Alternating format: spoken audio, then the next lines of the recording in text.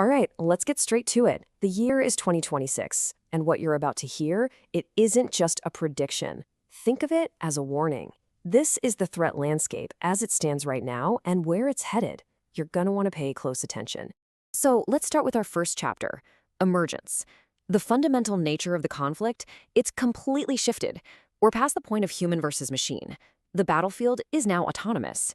It's AI against AI, plain and simple. And this creates a whole new paradigm. You see, on one side, you've got generative AI acting as the adversary. It's doing recon, it's building exploits, and it's launching massive intrusions, all at a speed that, let's be honest, no human can possibly keep up with. So what's the only viable response? It has to be an equal and opposite force. We're talking about autonomous defense systems that operate in real time. There's really no other choice. Let's break that down a bit. What are we actually seeing out there? Well, for starters, we're seeing AI-generated malware that can literally adapt on the fly. We're seeing automated intrusions that scale to hit thousands of targets at once. And get this, automated development of zero-day exploits. These are brand new vulnerabilities, unknown to us, being created and used without a human ever touching a keyboard. And maybe the most insidious part? Deep fake-driven social engineering that completely destroys the concept of trust. So here's the bottom line, the really crucial point. The speed of these threats it's blown past human capacity. And this isn't about having better analysts or more money. It's a fundamental limit of what we can do. So this shift to autonomous detection and response, it's not really a choice we're making. It's an evolution we're being forced into. Okay, that brings us to Chapter 2, infiltration.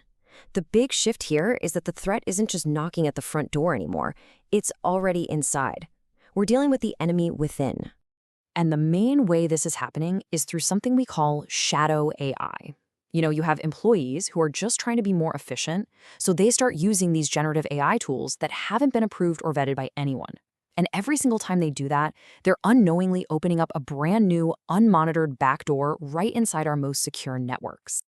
And the risks here, they're just catastrophic. I mean, you get these AI tools giving answers that sound totally authoritative but are dangerously wrong. You get the de-skilling of your own people because they start to rely on these tools too much. You see a total collapse of compliance and governance. But the biggest one? The uncontrolled exposure of incredibly sensitive data, just feeding it into these external models that we have absolutely no ownership or control over. This forces us to adopt a new and frankly non-negotiable principle. For decades, the mantra has been protect the data. Now, that's not enough. We have to protect the models themselves. The integrity of a company's own AI models is now a board-level issue, every bit as critical as the data it was trained on. Okay, moving on to Chapter 3, fracture. It's important to understand that these threats aren't just technical problems. They don't exist in a vacuum. They're actually creating these deep systemic fractures across society and at the geopolitical level. What we're seeing is a complete convergence of the cyber world and the geopolitical world.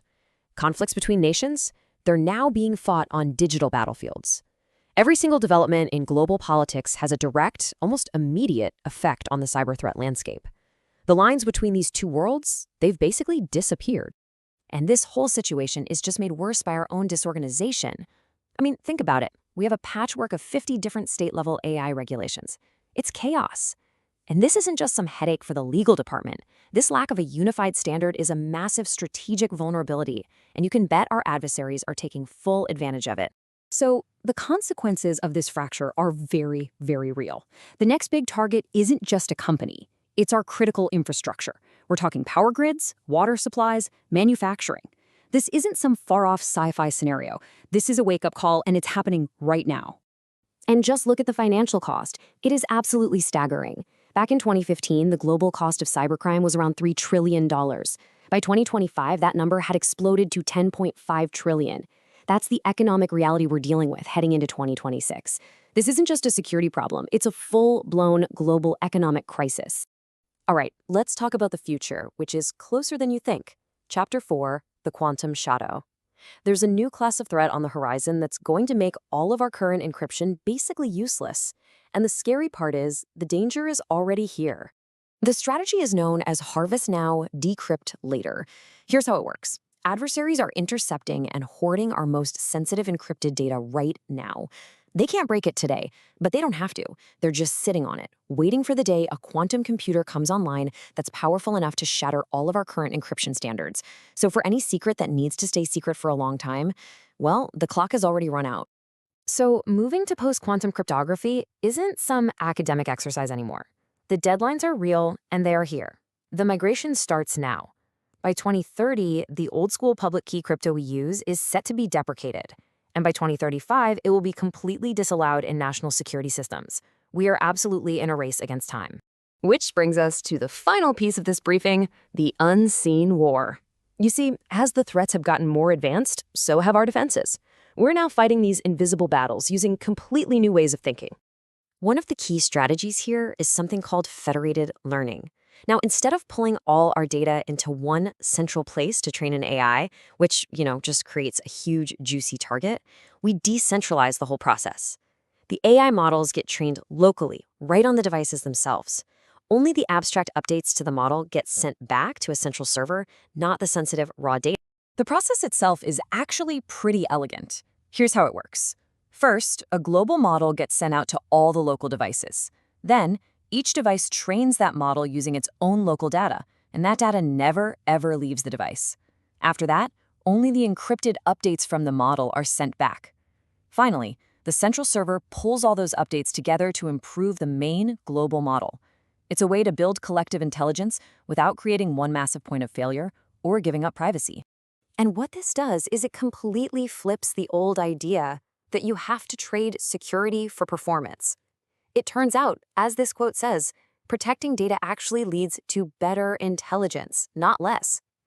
These secure, decentralized systems, they just produce results you can trust more. But this all leads to the one big, inevitable question.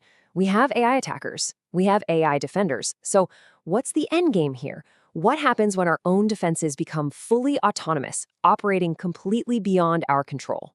And that brings us to the final and most crucial prediction in this dossier. The next massive turning point in cybersecurity, it isn't going to be some new kind of attack. It's going to be a failure of our own defenses. The first major breach that is caused by one of our own trusted autonomous AI agents.